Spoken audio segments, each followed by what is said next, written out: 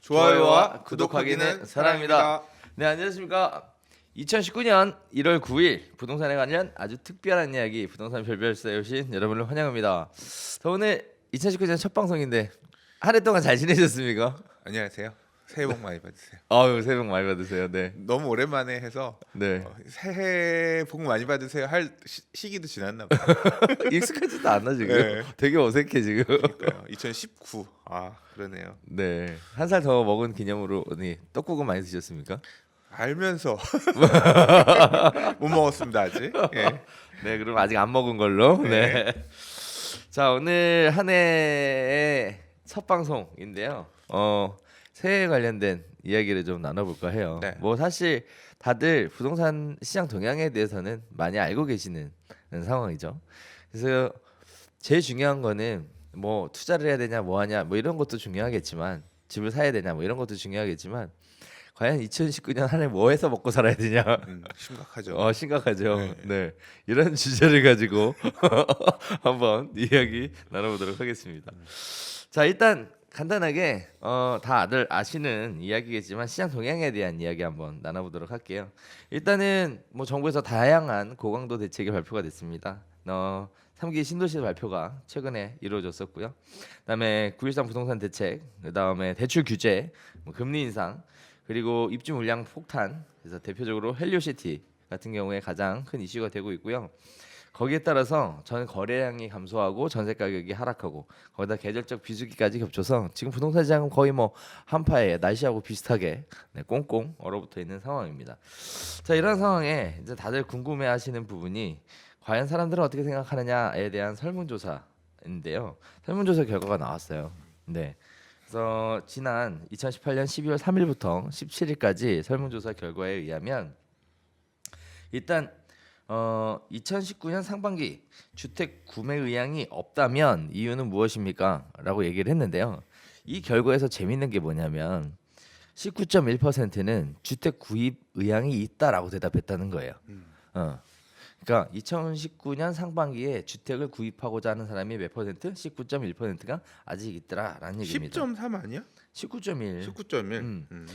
자, 19.1%가 있는데 이제 19.1%에 대해서 이제 물어본 거지. 언제 살 거냐라고 물어본 거예요. 네. 다시 언제 살 거라고 물어봤더니 2019년 상반기에 사겠다는 사람이 다시 또 10.3%라는 거죠. 10.3%. 그럼 결국은 내년 올해죠. 올해 상반기에 주택을 구입하고자 하는 사람의 숫자는 매우 적은 것으로 이렇게 보여지고 있고요. 근데 그리고 이거 질문에 답변한 사람이 그래도 굉장히 자발적인 답변을 한 사람 아닌가? 자발적으로 답변을 했겠죠. 왜 뭐 의도적으로 꾸며낸 설문조사 같지는 않은데. 그러니까 보통 설문 물어보면 답변 네. 안 하잖아. 거의. 그러니까 이 답변할 정도면 어느 정도 관심이 있는 사람이고 자발적으로 얘기했다는 거니까 좀 자발적 참여자 중에서 흥미가 있는 사람이 설문에 답변을 했고 그렇죠. 그 중에서 이만큼이다. 네. 그럼 많다고 모수를 많다고 봐야 되나? 다 살려고 했던 사람이 많이 좀 약간 아무튼 이런 해석은 설문 해석은 그런 게 좀 어려운 것 같아요. 아, 물론 뭐 표준 뭐 표본 오차 뭐 이런 것도 있겠지. 근데 중요한 거는 있다라는 것 자체가 놀라워요, 사실은. 있다. 지금 시장 자체는 그 거의 뭐 매도에 대한 문의들은 있어요. 그런데 이제 매수에 대한 문의는 거의 없거든요. 전세도 지금 작년 말에 잔금 쳤던 것들, 계약했던 것들 이런 것들이 지금 세입자를 못 맞춰가지고 전세 가격을 많이 낮춰서 거래를 하고 있는 그런 상황들이고 거기다 무엇보다도 가장 큰 테마였죠. 2018년에 가장 큰 테마 헬리오시티 입주. 2019년이야. 12월 말일에 입주 시작했는데 그럼 사실 그러니까. 이제 지금부터 입주지. 그렇지. 예, 예. 그래서 가장 큰 테마였던 헬리오시티가 이제 본격적으로 입주를 시작하게 되면서 이제 거기에 대한 소식들이 좋게 나올 리가 없거든. 거기 워낙에 큰 물량이어서 그런 부분들이 겹쳐가지고 시장 자체가 굉장히 안 좋은 것은 다 알고 계시라고 생각해요. 또 재밌는 게 하나 있어요. 주택을 구입하려고 한다면 왜 사느냐라는 목적을 물어봤었거든요. 그랬더니 더 넓은 주택으로 이사를 하겠다, 실거주 목적으로 주택을 구입하겠다 했던 사람이 61.3%예요. 다시 얘기하면 실거주 목적으로 주택을 구입하려는 사람의 숫자는 상당히 많이 있다. 있다라는 거에 또 보여지고 있고요. 그러니까 2019년 상반기 또는 이제 그 이후에 집을 살려는 사람들의 대부분이 투자 목적은 27.5%밖에 안 되고 그렇지. 이제 실수요자들만 남아 있는 시장이라 이거잖아요. 그렇죠. 실수요자가 남아 있는 시장. 근데 난 개인적으로 이것도 생각이 들어. 투자 목적으로 27.5%가 아직도 부동산을 살려고 생각하고 있다라는 거. 그게 참 고무적이라고 봐요. 왜냐면은 안 좋잖아요. 상황 자체가. 이 사람들은 역시 앞서가는 사람들인가? 경기가 안 좋을 때 사고, 경기가 좋을 때 팔고. 근데 이게 지역을 너무 이게 사실 좀 그래. 설문이 네. 이게 지역에 대한 얘기도 없고 네. 그러니까 예를 들어 서울 안에 되게 많은 지역을 더 살 거냐라고 했을 때 음. 이제까지 가격이 급등했던 지역들을 투자로 더 살 거냐 그런 내용은 없이 단순한 심리에 대한 얘기잖아요. 그렇죠. 예, 지금 보면 집값이 엄청 막 빠지고 있는 동네도 있거든. 진짜 많이 빠진 데들 지난 몇 년간 빠졌던 데들 거기를 투자로 사겠다라고 한 사람들이 답변할 수 있는 거고 그런 게 빠져 있으니까 그냥 이거는 그냥 카더라 정도로 봐야 되는 그런 자료인 것 같아요. 내 생각에 그렇게 별로 이렇게 그러니까 만약에 타겟팅을 서울이다 또는 수도권이다 이렇게 놓고 그 지역을 바라보고 있는 무수를 따져서 이제 이걸 봤다라고 하면 조금 디테일한 설문 자료가 될 수 있겠지만 뭐 물론 이 중에 서울이 제일 많겠죠. 서울 그건 모르지. 예. 표본은 어떻게 조사했는지 그러니까, 모르겠는데. 그러니까 이거 그럼 얘기하지 말아야겠네. 그건 모르지. 근데- 근데 중요한 게 그게 아니라 네. 제 얘기의 포인트는 투자에 관심 있는 사람들이 아직도 많다는 거. 그렇죠. 어, 저도 부동산 사실 투자에. 그 얘기를 하고 싶었는데 이게 이제 발 빠른 사람들 얘기 들어보면 이거 반박만 하고 그러니까 실수요자들이나 투자를 경험 안 해봤던 분들 같은 경우는 그냥 안심하고 있거든요. 그러니까 이 타이밍에 부동산 가격이 빠졌다 언론에 나오면 기분이 좋아. 뭔가 내가 덜 손해 보는 느낌이고 그렇기 때문에 좀 안심하고 있는 반면에 한편으로 이제 막 발빠른 사람들은 지금 빨리빨리 돌아다니면서 보고 있거든요. 얼마나 빠졌는지 실제 얼마에 잡을 수 있는 물건이 있는지 이걸 보는 사람들도 있거든요. 그러니까 그런 쪽의 사람들의 얘기를 들어보면 사실 이제 아까 대표님이 경기 안 좋다고 하지만 움직임이 있는 지역들도 있는 것 같아요. 아 그래요? 네, 그래서 부산 갔다 왔구나. 아니 그건 아니고 그건 아니고 아니야? 예, 지금 시청자들은 모르시니까 네. 제가 그 얘기는 조금 있다 조금 있다고 아무튼 그래서 그렇게 움직이는 사람들도 있는 것 같더라. 그래서 제가 또 하나 고무적인 게 뭐냐면 저는 이제 부동산 스터디 카페 트래픽 조회수라든가 이걸 보거든요. 안 그래도 물어보고 싶었어. 뭐 이게 빠진 것 같지만 별로 안 빠졌어요. 그러니까 이게 표현이 약간 별로 안 빠졌다라는 얘기가 약간 그런데 원래 겨울철은 비수기이기 때문에 관심이 줄어들 때거든요. 줄어들 때인데 지금 일간 조회수가 한 평일 일간 조회수가 200만 대가 나와주거든요. 뭐 270, 80만, 250만 이 정도 뷰가 나와요.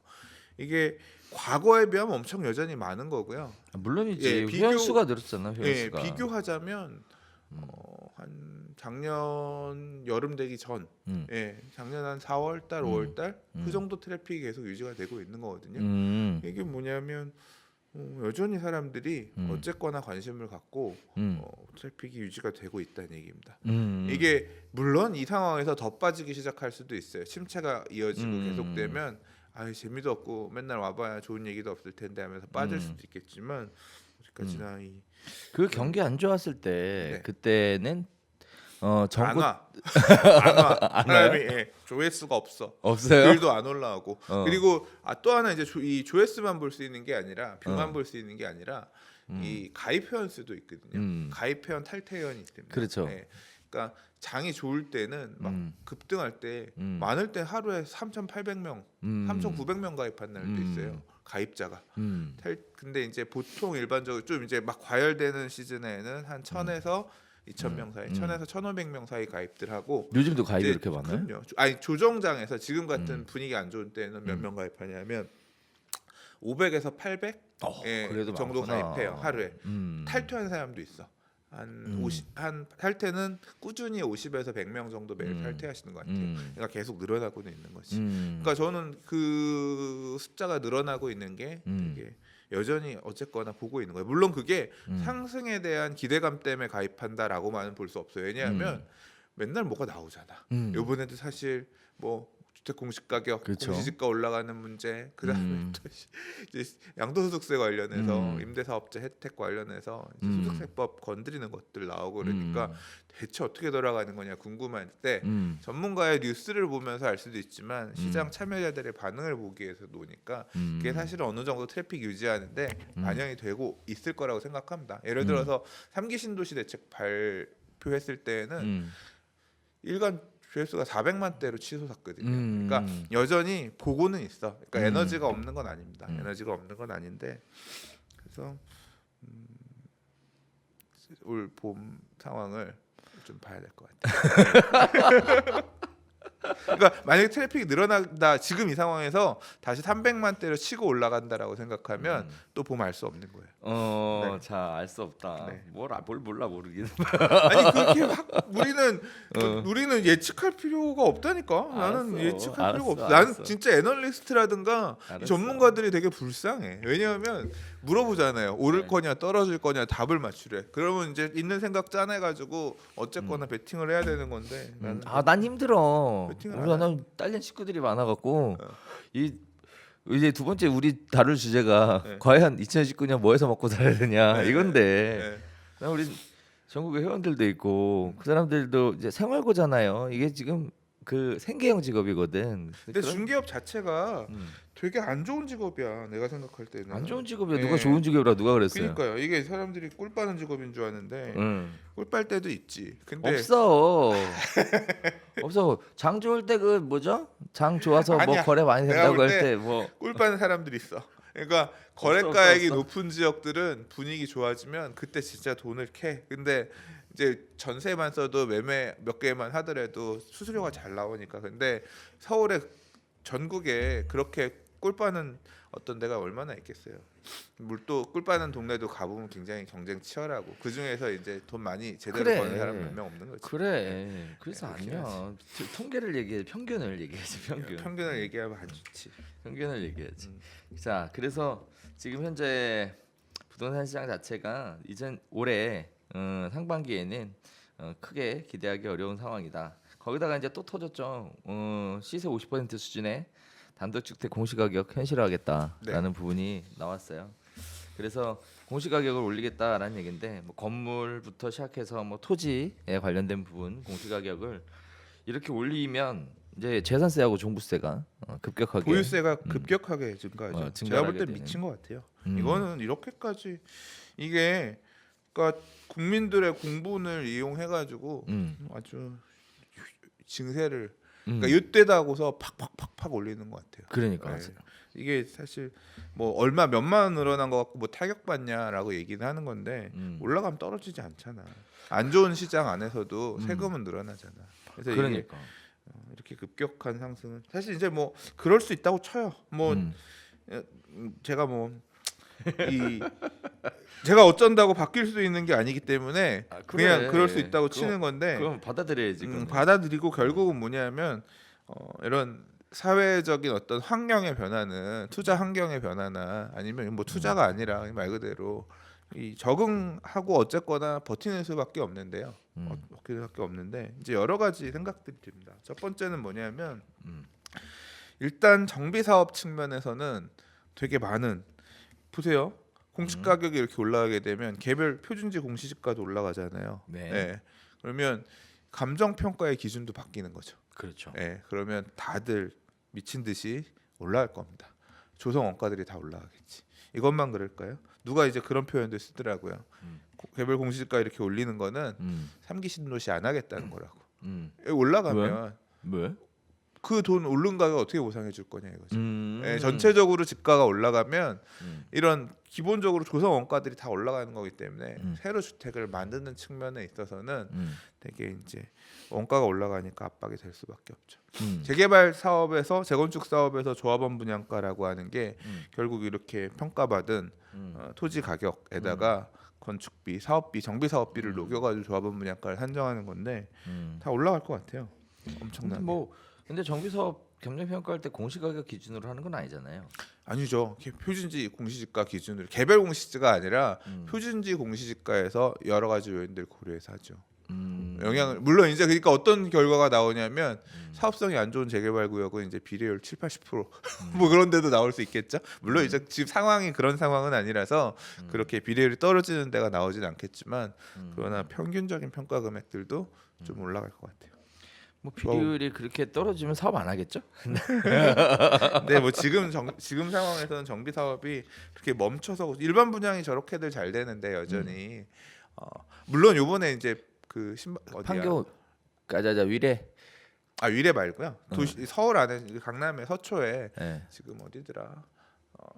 그 반포 라클라스인가 아무튼 이제 미분양 나서 미계약 나서 이제 선착순 또는 뭐 이제 저거 한다고 옛날 기준으로 사순위 이제 줍줍한다고 이제 안내문 오고 하고 있는데 이제 조금 약간 상황이 이러니까 약간 사람들이 좀 치려 있는 부분이 있는 것 같아요. 자, 그래서 전반적으로 움츠려 있는 상황에 공시지가가 올라간다라는 악재도 있고요. 그리고 또 3기 신도시에 대한 기대감이 또 부작용으로 3기 신도시에 대한 기대감이 이제 앞으로 분양하게 될 3기 신도시 인근의 분양에 적신호를 만들게 되죠. 아니 근데 3기 신도시도 먼 얘기야. 아무리 빨리 해도 5년 분양 시점 자체가 3년 안에 나올 수가 없는데 그러니까 3기 신도시 얘기도 그냥 아직 12월 달에 온기가 남아 있어서 우리가 하는 것이 판교 얘기를 판교가 아니라 그렇죠. 판교 얘기를 제가 2002년도 이때 들었어요. 판교 개발 얘기가 부동산 가격 잠재우기 위한 판교 얘기가 2002년 3년 이때 얘기들이 나왔었는데 실제 판교 분양 2008년이잖아요. 그것도 그럼. 되게 엄청나게 저거 했던 거야. 2008년이 아니라 7년이었나? 아무튼 빠르진 않죠. 그 전부터 준비했으니까 그때 빠르진 된 거지. 않지. 예. 그럼. 근데 이제 문제는 그거지. 네. 그 우리가 흔히들 얘기하는 게 그런 거잖아요. 대표적인 예를 들어 조합 설립 인가를 받은 재개발 구역 입주 언제 해요, 사장님? 그거는 10년 안에 할 수 있을지 없을지 몰라. 그거는. 그렇지. 그건 몰라. 그래. 그런데 이제 사람들은 왜 움직이죠? 어? 마치 빨리 할 수 있을 거라는 기대감. 그러니까 지금 그 떡밥은 지금 떡밥인 거야. 발표한 지 얼마 안 됐으니까 나올 것이다라고 해서 수요층의 마음을 붙잡는 영향으로 이제 작동하겠지만 그렇죠. 근데 그건 그렇죠. 일시적인 걸 거라고 봐요. 그 3기 신도시 분양받기 위해서 앞으로 5년을 참고 있는다. 3년을 참고 있는다. 시장이 죽으면 그럴 수 있는데 시장이 그러니까 그래서 악재라는 거야. 그렇지. 사람들의 마음을 마치 금방 무언가 이루어질 것처럼 해서 안도 시켜놓음으로 인해서 시장을 정체시키는 거죠. 최근에 나오는 글들에 보면 그런 얘기들도 있어요. 이런 이제 보상금 올해부터 토지 보상금들 많이 풀린다고 하는데 네. 이런 보상금들은 장기적으로는 주택 공급으로 돌아오면서 시장을 안정화시키지만 단기적으로는 결국 이 보상이 이루어지는 지역의 인근 지역의 집가를 상승시키고 주택 가격도 상승시키는 역할을 나타내더라.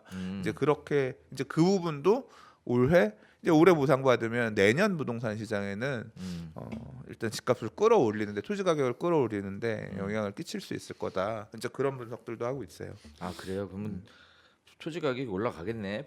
보상가가 이렇게 풀리면. 그렇죠. 그리고 막 아까 이제 입주 물량도 쏟아지는 거 자체가 되게 문제다라고 하고 있는데 입주 물량 쏟아지는 건 결국 지나면 해결됩니다. 그죠? 그럼. 예. 결국은 되죠. 올해 연말까지 해서 되면 내년 상반기 정도까지는 물량들 꾸역꾸역해서 얼추 정리가 될 건데 그러면 그거 이후부터는 또 이제 시장의 흐름이 어떻게 달라질 수도 있고 그리고 올해 잘 모르겠다라고 작년이죠. 작년에 잘 모르겠다고 생각한 부분이 뭐냐면 입주 물량도 어쨌거나 나오기 시작할 건데 멸실 물량도 있을 거다라고 했는데 그 멸실 물량이 사실 다 밀렸어요. 멸실을 안 했어. 그러니까 재개발 재건축 이주들이 상당 부분 지연되들이 많거든요. 이제 그게 여러 가지 이유가 있겠지만 뭐 이주비 지급 문제 때문에 못하는 세대들도 있고 하긴 한데 이제 그런 부분들 이주들 어쨌거나 개시들 하고 있잖아요. 이제 입주 물량도 있지만 이주 멸실 물량들도 생기기 시작할 거예요. 그래서 이게 지역별로 좀 봐야 돼요. 제가 볼 때는 송파는 강동은 입주 물량은 많지만 멸실 물량은 없고 그럼 강남 서초 쪽은 어떠냐면 입주 물량이 그렇게 많으냐 따져봐야지 그렇게까지는 안 많은 것 같아요. 별로 안 많아요. 네, 상대적으로 이주 물량은 많아. 그러면 강남 안에서도 종남 쪽이랑 이 중앙 쪽이랑 또 다르게 나타날 수도 있거든요. 그래서 그 하나만 놓고 그렇게 보기는 조금 어려울 것 같아요. 우리 강 소장님 지금 국지적으로 네. 시장이 움직이는 게 다를 수 있다. 실제로 국지적으로 움직여요. 아니 그런 지금 말씀을 입주 물량이 하고 많은 있어요. 입주 네. 물량이 지금 사실 동작구 같은 경우도 세 개 단지가 입주하고 있거든요. 지금 동시에 이렇게 막 이렇게 몰려서 입주한 적은 없었거든요. 보세요. 헬리오시티가 비싸요. 동작구의 새 아파트가 비싸요. 헬리오시티가 훨씬 비싸요. 지금은 동작구에는 아파트가 비싼 것 같은데. 전세가는 동작구의 아파트 전세가가 더 비싸요. 지금 물량이 걔네가 더 많으니까 걔네가 더 전세가격이 지금 갑자기 헬리오시티가 싸졌어요. 그럼 장기적으로 전세 가격은 어디가 더 비쌀까? 동작구가 비쌀까요? 그건 아니겠지. 그렇지, 다시 올라가겠지. 이제 그런 거죠. 그러니까 저는 전세 가격이 하방 압력을 가는 거는 뭐냐면 결국 그런 물량 수급이 굉장히 전세 가격에 특히 영향을 많이 끼치는데, 그러니까 그런 수급 자체가 강남 서초구는 송파 강동이라고 또 다를 수 있을 거라는 거예요. 네. 물량이 적지는 않아요. 그러니까 물론 서초구도 입주 물량들이 있긴 있는데 조금 멸실 물량들도 더 크게 와닿을 수 있을 것 같아요. 그렇습니다. 네. 일단 다행이에요. 강 선생님이 그렇게 저랑 다른 얘기를 해줘가지고 다른 얘기를 해줘가지고 다행이야. 자, 그래서 이제 시장 자체가 그렇다라는 내용은 간단하게 정리를 했고요. 그럼 이제 과연 뭐해서 먹고 살아야 되느냐 이건데 올해 계획 어떻게 되세요? 저는 안 먹고 안 쓰고 조금만 먹고 뭐 허리띠를 졸라맨다. 거의 그런. 그건 당연한 네, 거고. 그거지 뭐. 그건 당연한 거고. 네. 허리띠를 졸라맨다. 허리띠를 졸라맨다. 저는 올해 그렇게 막 좀 그러니까 사실 저는 지난 상승장 뭐 올 작년 재작년 올라가는 거 보면서 사실 뭐 투자할 돈도 없지만 항상 진짜 없어요. 없지만 근데 이제 그렇게 이렇게 오르고 급등하고 나서 규제가 촘촘해지면서 결국은 이 투자하기에도 많은 돈이 들어가고 엑시트하기에도 되게 힘들어졌단 말이에요. 과거에도 옛날에는 3주택자에 대해서 단일 세율로 60%에다가 주민세에서 66%씩 때렸는데, 그러니까 사람들이 가도 금리도 되게 비싸고 자금 조달을 하기 위해서 후순위 대출 뭐 또는 이제 2금융권, 3금융권 대출을 쓰려고 하면 그냥 비용도 많이 들고 하기 때문에 매력이 떨어지는 시절이라, 그리고 잘못 까딱해서 엑시트하는 타이밍을 놓치면 이게 이렇게 올라가다가 이 고점에서 엑시트를 못하면 중간에서 못하면 떨어지기 시작하면 2단계에서는 엑시트가 안 돼. 계속 아무도 안 사니까 그렇지. 한참 내려가서 한참 팔아야 내려가야지. 되거든요. 그래서 뭐 들고 있는 것들이야 길게 생각하고 들고 있는 것들이야 하지만 더 사는, 그러니까 투자로서 더 사는 것에 대한 매력은 되게 감쇄된다고 생각하거든요. 물론 이제 사람들 보면, 그래서 지금 가는 투자하는 분들 보면, 투자 목적으로 부동산을 막 여러 개 사는 분들 보면 그런 인기 지역을 더 진입하려는 사람들이 아니라 그 사람들은 진짜 규제가 없는 비규제 지역들로 가죠. 그래서 실제로 이제 요번에 수원이라든가 뭐 용인, 기흥이나 수지나 이런 데들 이제 투기과열지구 추가 지정 조정 대상 지역인가요? 예, 청약 조정 예, 지역. 조정 지역 이제 그 추가 지정됐잖아요. 그러면서 이제 대출 규제, 그다음에 양도 소득세에 대한 중과 부분들 붙고 그랬잖아요. 이제 더 확대되면서, 그러니까 올랐다고는 하지만 사실 이제 메인 코어라고 할 수 있는 핵심적 오른 거에 비해서는 덜 올랐죠. 그렇죠. 덜 올랐기 때문에 사실 빠져도 빠질 것도 별로 없다라고 생각하니까 이제 그런 지역들에 들어갔던 데들이 이제 가격들이 상승하고 하면서 추가 규제가 됐고, 이게 소위 말하는 풍선 효과 아닙니까? 지금 안대들도 사람들 그런 움직임들이 또 그렇게 튀어 올라가면 그런 지역들로도, 그러니까 이 윗시장의 침체는 많이 올랐던 지역의 침체는 어느 정도 감안하고 있을 수 있어도 밑에 지역들은 조금 다르게 돌아갈 수도 있을 것 같고요. 올해 분위기에는 오히려 올라갈 수도 있어요. 근데 이제 나 할 예. 말이 없음 예. 지금. 근데 이제 실수요자들은 어. 지금 뭘 보고 있냐면 아까 어. 얘기했던 투자 어. 목적으로 부동산 보는 사람들은 그런 사이트들을 보겠지만 어. 실수요자들은 그 사이트에 실수요 내가 가겠다라고 생각하는 사람도 일부 있겠지만 사실은 내가 거의 그래요.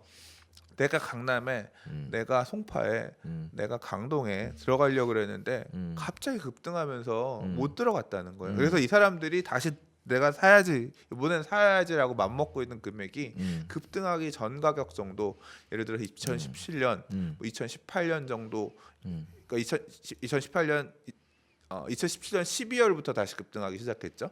그래서 2018년 초 가격 정도까지만 돌아간다라고 하면 이번엔 내가 그냥 좀 떨어지더라도 만약 이후에 떨어진다고 하더라도 사야지 뭐 이런 식으로 생각하는 분들이 계시거든요. 그러니까 그런 수요들이 실수요로 여전히 시장에 있다.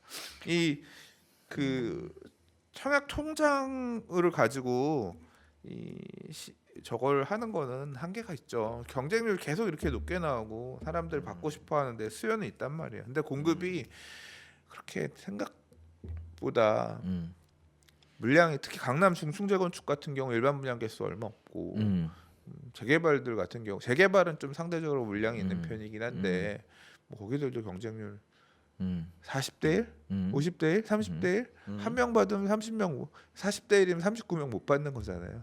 예. 그리고 되게 그런 게 항상 제가 이제 저도 분양 청약을 하다가 청약을 통해서 주택을 받아본 경험이 없어서 하는 얘기지만 이게 청약이 2년 전에 분양받은 사람이랑 지금 분양받은 사람이랑 하늘과 땅 차이죠. 그럼요. 분양가가 엄청 올라갔어. 그렇죠. 예, 더 올라갈 겁니다. 계속. 그러니까 결국은 뭐냐면 그때 그냥 아무거나 샀으면 상승분을 어느 정도 있을 텐데 지금 분양 받으면 그만큼 더 비싸게 분양 받아야 되는 건데 그것도 안 되는 거예요. 그러니까 결국 초조해지는 건 뭐냐면 지금 무주택자의 계속 못 받는 이 사람들이 앞으로 1년, 앞으로 2년. 그러니까 올해는 입주 물량도 많고 지금 잘 언론에서도 말하기 좋잖아. 가격 지금 조정받고 있고 떨어지고 있고 전세 가격도 낮고 입주 물량들 쏟아지면서 이런 분위기다라고 얘기를 하니까 아, 가격 이제 빠지겠구나. 이제 그렇게 포지션을 잡고 좀 관망하면서 마음에 드는 거 있으면 하나 두 개 청약하고 뭐 이런 식으로 버틸 수 있겠죠. 근데 입주 물량들이 없어지는 내년, 내후년 시장 가버리면 그때 가서는 청약해도 여전히 안 되는데 그때는 이제 입주 물량이 별로 없어서 좀 올라갈 가능, 전세 가격도 올라갈 가능성도 있습니다. 언론에 이런 식으로 나와버리면 그때 가서는 진짜 다급해가지고 또 이제 사실 이제 저는 요번에 조정 받고 가다가 한번 가격이 더 만약에 상승한다고 하면 그 점이 거의 이번 상승장의 피크가 아닐까 생각하거든요. 이제 그때 가서 받아 먹어주는 사람이 저는 제일 불쌍한 그럴 것 같아요. 우리 강 선생님 오늘 또 엄청난 얘기들 아니 뭐 내가 맨날 하던 얘기야. 이게 저는 그렇게 생각했어요. 아직 알았어요. 이번 상승장이 끝나진 알았어요. 않았다고 봐요. 알았어요. 네. 좋습니다. 네. 좋습니다. 네. 네. 말문이 막혀갖고 사실 네. 시장을 그렇게도 보는구나. 저는 그렇게 생각하고 있습니다. 제 경험상으로는 네. 수장님하고 살짝 조금 다른 관점과 차원이 있어요. 네. 내 집 마련하고 싶어. 지금 예를 들어 사실 내 집 마련하려고 생각하는 사람들의 입장을 딱 보면은 매수를 할 수가 없어. 왜냐하면 가격이 안 빠졌거든. 그러니까 결국 청약 시장이 또 들어갈 수밖에 없는 상황이고 이 사람들이 청약을 하는 이유는 가격에 빠질 거라는 기대도 있지만 시점이라는 게 있거든. 난 지금 필요하니까. 그래서 이제 들어가는 부분이 있어요. 그러다 보니까 어쩔 수 없이 청약들을 그렇게 하게 되는 거거든요. 근데 이제 장이 꺼지잖아요. 장이 꺼지면 안 들어가요. 뭐 분양 물량이 있냐 없냐 이게 중요한 게 아니고 일단 청약 자체를 아예 안 해.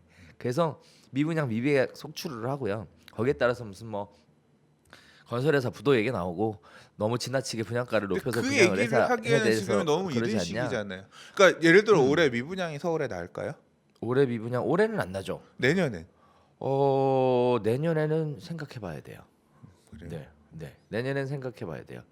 올해 2019년 장이 어떻게 움직이느냐에 따라 내년 장에 영향을 미치겠죠.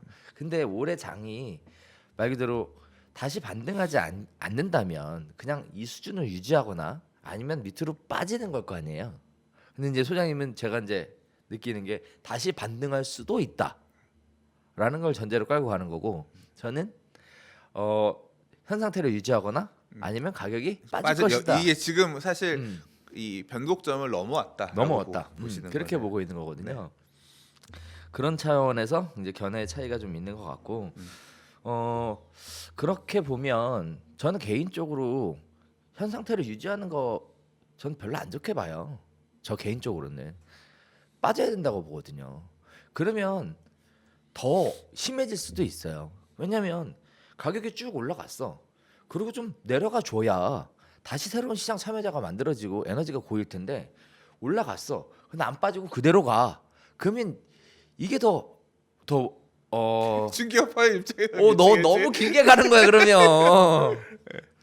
우리가 2019년 뭐해서 먹고 살아야 되나를 보는 관점에서 당위성으로 얘기하면 안 되지. 관점에서 내가 먹고 살게 만들어줘야 되니까 가격은 빠져야 돼.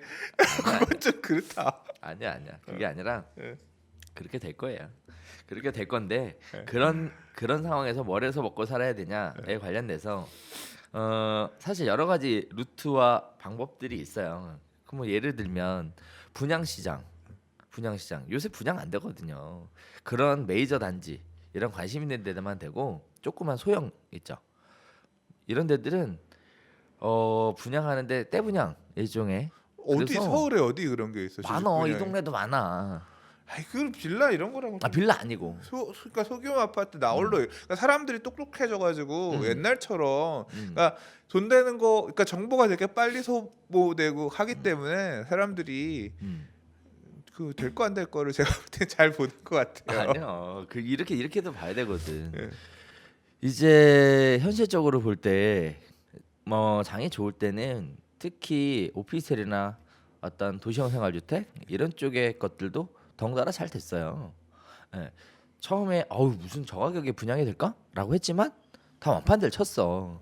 근데 이제 지금 이제 분양하고 막 하고 있는 것들 보면은 분양이 생각보다 버거우니까 떼분양으로 전환을 시켜가지고 보통 뭐 100세대 분양하는데 그 상담사만 300명씩 풀어가지고 지금 난리 났거든. 그래서 이런 부분들이 영향을 또 미친다라는 거죠. 네, 난 아닌 것 같아. 지금 검단 이런 데도 가보면 검단 저희 전매도 안 되는 거 이제 전매 기간 제한 있고 이런 것들도 가서 보면 모델하우스 저렇게 줄 서고 물량이 앞으로 떡실실 나올 거라는 거 알면서도 가고 이런 거 보면 아직까지 미분양을 얘기하기에는 조금 이른 시기인 것 같아요. 지금은 아니라니까. 지금은 2019년은 아니에요. 근데 기왕이면 시장이 이렇게 내려갔다가 다시 올라가는 시기가 오는 게 훨씬 더 바람직할 것 같다. 뭐 이런 식의 말씀을 드리는 거지. 그리고 지금 사실 뭐 많이 올랐던 데들은 지금 몇 조정 받은 가격들이 좀 많이 꺾여서 나오는 것들이 있잖아요. 실제로 꺾였고. 네. 그래서 올해 장이 별로 그렇게 좋을 것 같다라고 생각은 안 하는데. 아니 그래 나도 그렇게 생각하는데 갑자기 올라갈 수 있다 그러니까 내가 얼마나 당황하겠어요. 그러니까 그게 올해가 아니라니까요. 올해가 아니라 그런 부분들이 어느 정도 정리되는 내년부터는 또 지금이랑 다를 수도 있는 거고 한편으로는 올해도 또 단언하기는 못할 것 같아요. 단언하지 못한다. 부동산 가격이 빠질 거다, 조정받을 거다, 떨어질 거다. 음. 어디에 베팅을 할 거냐라고 하면 조정이겠지만 단기 급등했던 지역들 같은 경우는 조정받으면서 빠지겠지만 사실 덜 올랐던 지역들 같은 경우는 전 갭을 메우면서 쫓아 올라갈 수도 있을 것 같거든요. 서울 안에서도 지역에 따라서. 그래서 평균을 놓고 보면 그러니까 질문이 거의 그런 식이야. 설문지에 오면 올해 서울 아파트 가격은 어떻게 될까요? 강남은 예를 들어서 몇 퍼센트 빠져도 강북 쪽에 덜 올랐던 애들이 올라주면 똔똔이 되는 거잖아. 그러니까 퍼센트 0에서 1, 3에 쓰라고 하면 그런 비율까지 고려해서 봐야 되니까. 그러니까 그리고 재건축 같은 정비 사업 같은 물량들은 사실 단기 이 충격이 올 수 있는 게 뭐라고 생각하냐면 재건축 부담금이거든요. 재건축 초과이익 환수 금액들 통보 작년에 하기로 한 거 하나도 안 했거든요. 메이저한 단지들 이제 그런 것들 나오기 시작하면 그런 애들이 기존 재건축 가격들을 어떻게 무너뜨릴까 그런 것도 사실 되게 큰 변수거든요. 그래서 이제 그러니까 그 물건 형태나 지역에 따라서 그것도 조금씩 다를 수 있을 것 같아요. 올해. 우리가 다음에 얘기할 때는 분야별로 쪼개서 얘기하겠구나. 원래는 강남 따로, 그렇게- 강북 따로, 교회 따로, 무슨 뭐 경기도 따로. 그래야 되겠어. 지금 여기가 지금 갑자기 막 전국 사방팔돌 다 다니고 있어. 짧은 부산 시간에. 얘기도 할까요? 그래서 이제 부산 얘기도 해줘야지. 부산 얘기. 부산에 뭐 여행 갔다 왔다고? 제가 네. 대표님이랑 혹시 네. 이제 별별 수다에서 사실 부산 얘기를 좀 했으니까 대표님은 부산 쪽에 강의를 하시고 부산 분들은 아시니까 네. 저는 부산에 태어나서 서면 한번 가보고 그러니까 네. 서면도 부산 가족 와이프랑 부산 여행 갔다가 한번 가보고 해운대 가서 호텔 묵으면서 해운대 뭐 빵집이 어떻다 뭐 또는 여기 개근밀면 가야밀면 먹어봐야 된대 밀면 가서 먹어보고 쌍둥이 국밥 먹어봐야 돼 그냥 그게 다야 내가 아는 부산 그게 다야 근데 이제 부산 부동산이 핫했잖아요 근래 몇 년 전 그러니까 작년 이전 재작년 전까지는 재작년 핫했잖아요 전까지 그렇지. 그래서 막 보면 아니 서울에서도 상상이 안 갔던 게 뭐 어디 뭐 마린시티자이었나 뭐 어디 분양했는데 피가 뭐 하자마자 1억 얼마가 1억 2천이 붙었다더라 그런 거 보면서 아니 부산이 이렇게 핫해? 뭐 이제 부산에 대해서 궁금하긴 한데 크게 관심이 없어서 그냥 카더라만 들었는데 이제 대표님께서 얘기하시면서 부산 지역 안 좋다 빠졌다 이런 얘기를 하셨잖아요. 맞아요. 예. 별별스타 할 때 많이 얘기했지. 예, 그래서 네. 궁금한 거예요. 이게 네. 그래 빠졌나 보다 하면 부산이 서울도 지금 보면 다 다른데 부산도 되게 넓은 지역인데 네. 그래서 부산에 한번 궁금하다. 서울 아니라 이제 부산 정도는 한번 좀 알아보고 싶다라는 생각이 있었어요. 꾸준히. 근데 작년 말에 하반기에 부동산 스터디 카페 회원 중에 VM제토라는 닉네임 쓰시는 분이 제가 부산시 게시판을 카페 안에 만들었거든요. 부산의 주요 지역들 봐야 될 아파트들을 싹 정리해 주셨어요.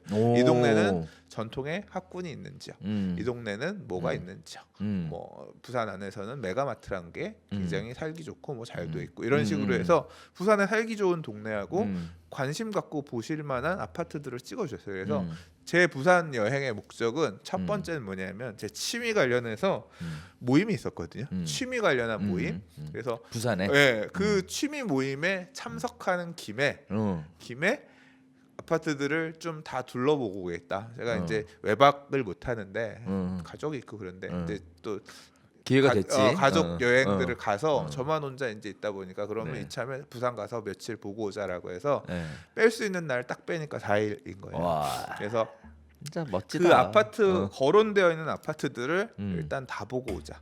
여기는 왜 이 가격인가? 가격이나 이런 건 명시 안 돼 있었는데 그래서 그 무슨 라인 이렇게 정리를 해주셨거든요. 어떻게 주거 지역들이 형성되어 있는지 그걸 갖다가 제 나름대로 다 정리를 하고요.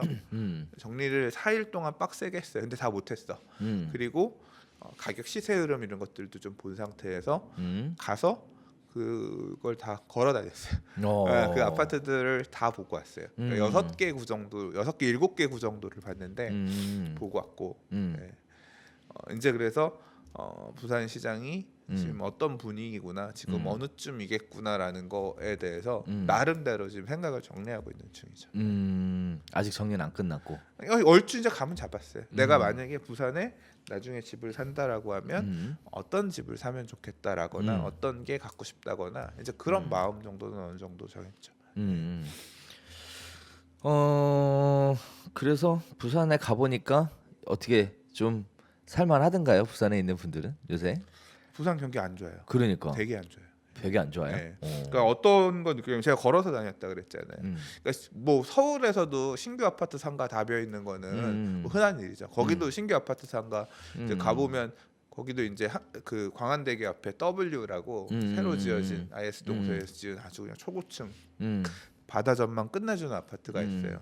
근데 내가 볼 때 미친 것 같아. 왜요? 상가를 왜 이렇게 많이 때려내지? 밑에 하부에 상가가 엄청 많은데요. 대부분 다 비어있죠. 입주했는데 그게 상권이 만들어지기도 만만치 않을 것 같아요. 뭐 선착장 있고 하긴 한데 좀 시간이 걸릴 것 같아. 또는 너무 많이 지은 거 아닌가 싶긴 한데 뭐 명지 신도시도 가보면 상가들 되게 많아. 엄청 많죠. 예, 많아. 근데 이제 다 망해서 비어 나가고 뭐 10억에 분양받은 게 월세 100 몇씩. 그래서 수익률도 안 나오고 그나마 있어주면 땡큐 뭐 이런 건데 그거는 이제 신규 아파트는 서울도 또는 뭐 세종시도 이런 뭐 비단 거기만의 문제가 아닐까 그런데 제가 되게 놀라운 건 뭐냐면 동네가 무너지면서 동네 상권이 무너지면서 그냥 우리 구도심 또는 그냥 있는 동네에요 스트리트 길들이 다 임대가 붙어 있어요.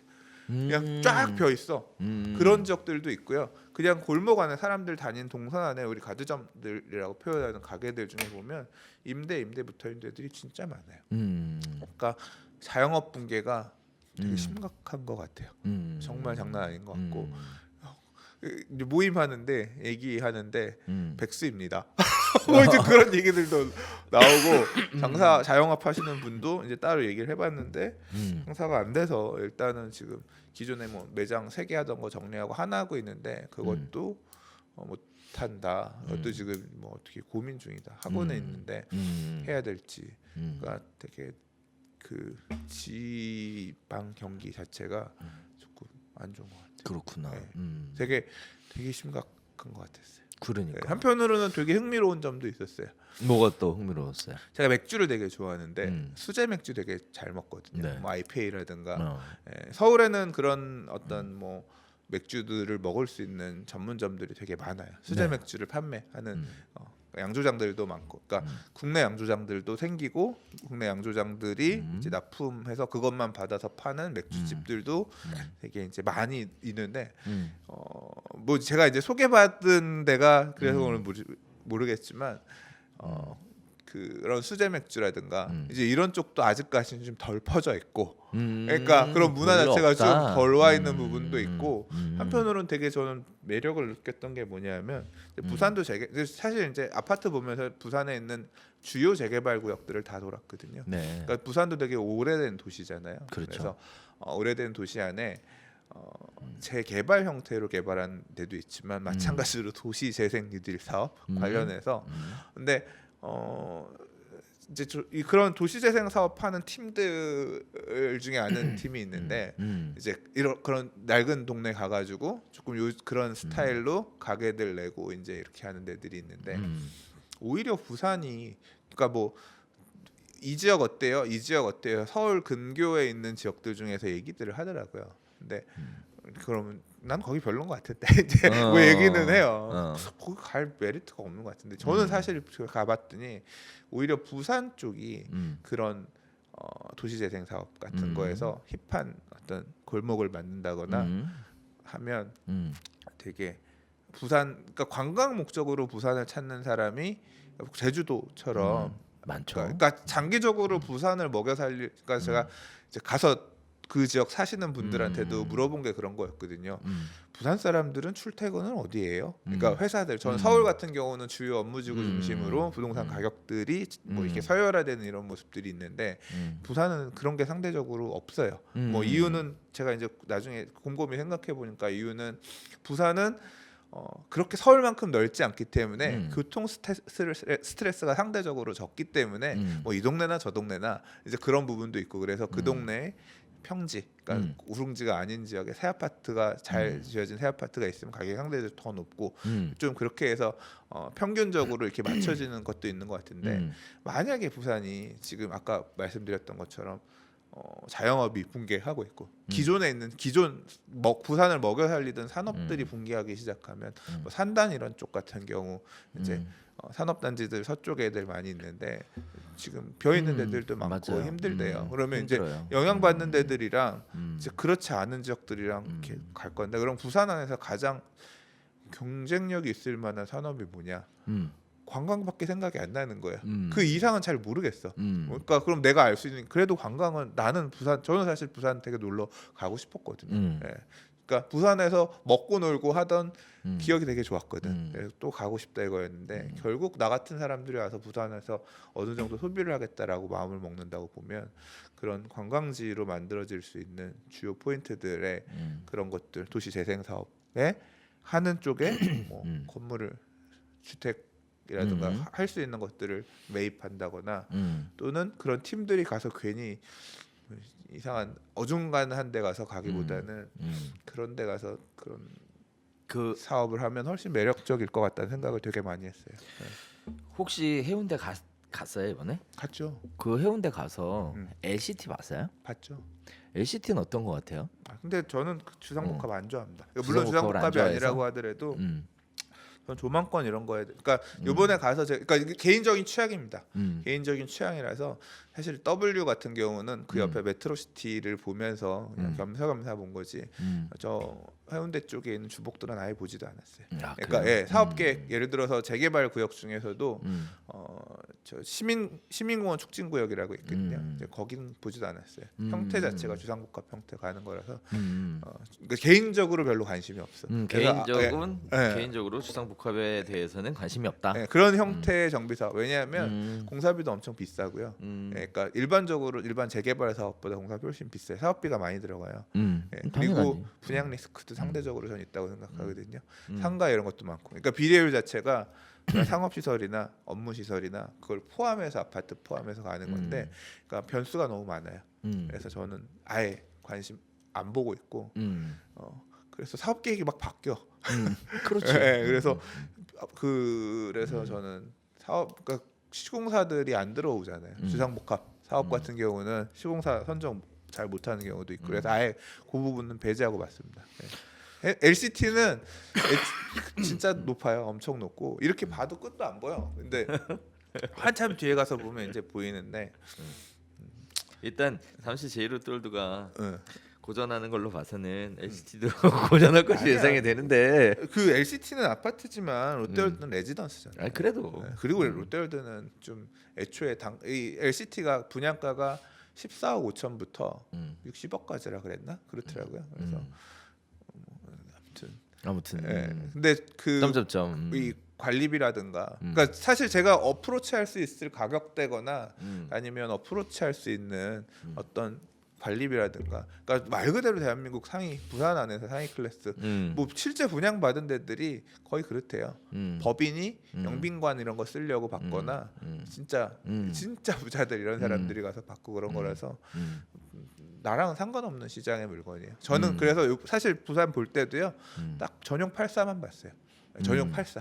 59보다는 전용 84 그냥 내가 생각할 수 있는 그러니까 기본적으로 어느 정도 학군이 있었으면 좋겠는 거 하나랑 그다음에 이제 30평대 가격 기준으로만 얼추 쭉 다 정리해봤어요. 가격은 고점에 비해서 뭐 한 5천에서 1억씩은 다 밀렸더라고요. 자 그렇습니다. 네, 뭐 부산 얘기 간단하게 좀 들어봤는데요.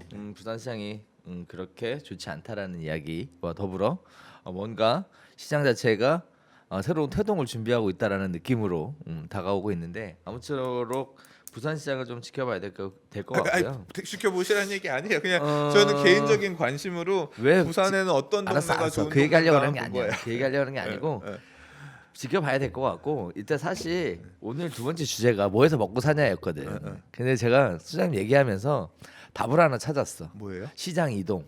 시장 이동? 옮겨가야 시장 이동은 된다. 항상 봐야지. 그러니까 옮겨가야 된다. 그렇죠. 옮겨가야 된다. 왜냐면 나는 서울하고 수도권 별로 안 좋을 거라고 보기 때문에 서울하고 수도권에 버티려면 일단 전월세 열심히 해야 된다. 그렇죠. 그리고 그걸 가지고 생활이 해결이 안 되는 상황이 되면 시장 이동에 대해서 적극 고려해 볼 때다. 저는 이렇게 결론 내려야 될 것 같아요. 그냥 그 전월세 입주가 많다는 얘기는 사실 전세 월세 물건이 많이 늘어난다는 얘기잖아요. 그러니까 멸실은 사실 공포인데 중개업 입장에서는 물량이 많다는 얘기는 어쨌거나 가격이 떨어지는 거는 사실 당사자들의 문제고 중개하는 입장에서는 사실 돈 벌 수 있는 기회가 늘어나는 거거든요. 그렇지 않아요? 매매가는 안 올라도 전월세로는 못 들은 걸로 거래량 늘어나잖아. 못 들은 걸로. 네. 그래서 나는 그게 침체가 있겠지만 결국은 내가 잠실에 무슨 아파트 살다가 한려시티 입주를 해. 그러면 여기 들어가기 위해서 여기 전월세가 하나 발생하는 거 아니에요. 그러니까 수수료는 많이 안 나와도 뭐 할 수는 있겠지. 그런 거 아닌가? 일단 거래 물량 자체가 별로 없어서 다 못 들은 걸로 귀를 좀 씻어야겠다. 못 들은 걸로. 저는 이번에 가보고 이제 부산 가봤는데 부산 얼추 공부 좀 하면 우리 창원도 가격 많이 빠졌다 그러잖아요. 네, 창원도 정비 사업들이 미분양이 아파트 분양했는데 100개 분양되고 뭐 600개 남아 있고 그렇다는 기사를 제가 작년에 읽었었거든요. 창원도 한번 어떤 정비 사업들이 있고 어떤 상황인 건지 한번 좀 가서 좀 창원 간 가야겠다. 김에 거제도 한번 찍고 오시면 지금 경남 지역의 부동산 시장의 분위기를 확실하게 느낄 수 있습니다. 그 다음에 시간이 되면 울산 한번 찍고 오시면 그나마 부산이 좀 살만하구나. 아우 전국에 소식통이 다 있어갖고 네 아무튼 그런 것 같아요. 우리 오늘 간단하게 하려고 그랬는데 벌써 1시간 다 돼가고 있어 지금. 뭐 먹고 살아야 되나는 그냥 질문으로 끝나는 거야. 근데 저는 아무튼 그거예요. 그냥 최대한 덜 쓰고 덜 먹고 허리띠 졸라맨다. 그냥 그러고서 죽은 듯 살아나 버틴다. 죽은 듯 버틴다. 그게 답니다. 좋습니다. 네, 강 소장님은 버텨도 될 만큼 쌓아놓은 게 있나 봐요. 네, 우리는 없거든. 아니야, 내가 아시겠지만 재개발 강의 이런 거 안 했잖아요. 네, 안 했잖아요. 안 했죠. 지금 사실 하잖아, 네오비에서도 열심히. 했잖아. 이제 인기 폭발이지 뭐 지금. 네. 근데 강의를 한 이유가 네. 진짜 먹고 살 게 없으니까 그거 네. 해놓으면 조금 그걸로 몇 달 살 수 있잖아. 예를 들어서 이제 그런 것 때문에 한 거죠. 몇 달은 못 사는구나, 한 달도 못 사는구나. 근데 좀 그런 부분이죠. 그래, 그건 뭐 그래도 어쨌든 그런 기회에 많은 사람들이 우리 강 소장님 재개발 강의를 접할 수 있는. 근데 저는 되게 필요하다고 생각해요. 찬스라고 왜냐하면 생각해요. 재개발 네. 쪽에서 요새 청산 많이 나와요. 음. 지금 사실 이 얘기들 들어보면 굉장히 나도 몰랐던 황당한 사례들 많아요. 진짜 심각해. 이런 거예요. 대표적인 게 조합원 지위 양도 금지 규정. 아예 그 한 명 조합원이 갖고 있던 여러 개의 물건은 하나밖에 안 나오잖아요. 하나밖에 근데 안 나오죠. 조합이 사업을 하다가 사업이 안 되니까 네. 조합 사무실 월세 낼 돈이 없으니까 조합장도 택시 운전하러 가버렸어. 사무실이 없어. 근데 그 중간에 조합이 해산되지 않은 상태에서 청산되지 않은 상태에서 어떤 사람들이 와서 막 집 여러 개 산 거야. 그다음에 지금 이제 재추진한다고 하는데 그 전에 다 팔았어. 조합 설립 인가 난 상태에서 여러 개 샀다 판 거예요. 이게 이 법제처 해석으로 보면 그것도 하나거든요. 그죠. 근데 그거 양수한 사람들 다 난리 나는 거예요. 네. 그런 사고 사례들도 나올 것 같고. 그럼 뭐 위험하니까 하지 말라고? 아니면 그러니까 알아보고 사야지, 사기 전에. 근데 그걸 어떻게 알아봐? 어? 어떻게 알아봐? 다 등기 따져보고 이 사람이 갖고 있었던 게 없었는지 나한테 매도한 그 앞전 매도자 따져. 그거 받아야 되겠다. 계약할 때 본인 상기 본인은 땡땡땡 재개발 근데 구역 그게 내 이제 특약에다가 특약사항으로 조합원 지위에 문제가 있으면 뭐 계약은 뭐 취소하면 뭐 한다고 하잖아. 나중에 터지면 나중에 터지면 이제 손해배상에 따른 어떤 소송의 문제로 다 가는 거고. 그건 이제 판사님이 결정해 주시겠지. 나중에 가서 만세 부르고 도망가 버리고. 이제 쫓아가야지 머리 비행기 타고. 네. 인생이 후퇴하잖아. 네. 전 사고 나봐서 알아요. 내가 당사자로 진짜? 사고 나봐서. 오. 그것도 그런 것도 되게 강의를 안 되셔 모르시는구나. 모르죠. 네. 네. 이거 저는 그런 사례였거든요. 매 도인이 부모님이 재개발 구역 안에 같이 물건을 갖고 있었는데 주민등록상 주소만 분리가 안 합쳐놓은 됐다고? 거야. 그걸 나중에 얘기를 해준 거야. 그러니까 관리처분인가 떨어지고 나서 그러니까 관리처분 계획 기준이니까 분양장 마지막 날 당연히 따로 살고 그랬는데 뭐 이자가 좀 싸서 주소를 그렇게 옮겨놨어요. 그래서 붙어버렸어. 붙어버렸어. 그래서 사고 났어. 아 그래요? 네, 실제 사례예요. 그게 그 재개발 쪽에서는 알게 모르게 사고가 되게 큰데 당사자의 문제니까 이게 공론화가 안 되면 몰라요. 그렇구나. 네, 되게 많아요. 지금 청산 사례들도 그래서 손님들이 저 믿고 투자하나 봐. 나는 손님들이 사고 친 거밖에는 없어. 내가 내가 잘못 뭐 한 거 없어. 심지어 손님들 사고 친 거 다 해결해 줬어. 그래서 이렇게 얼굴 내고 살잖아요.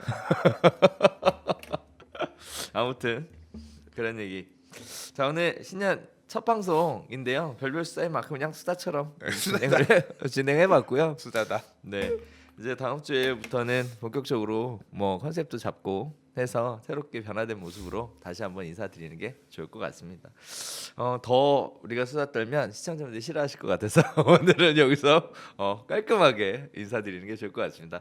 아무쪼록 새해 복 많이 받으시고요. 저희가 2019년 별별 수다 다시 시작하니까 관심들 많이 가져주시고 부동산 시장 자체가 뭐 좋냐 나쁘냐 뭐 이런 것도 중요하겠지만 이제 나의 입장에서 어떻게 선택들을 할 건지 어떤 결정들을 할 건지 어떤 정보들을 따라갈 건지 이런 것들도 한번 잘 생각해 보시면 유익한 방송이 되지 않을까 싶습니다. 아무튼 저희가 준비한 내용은 오늘 여기서 인사드리도록 하고요. 저희는 다음 주에 다시 인사드리도록 하겠습니다. 감사합니다.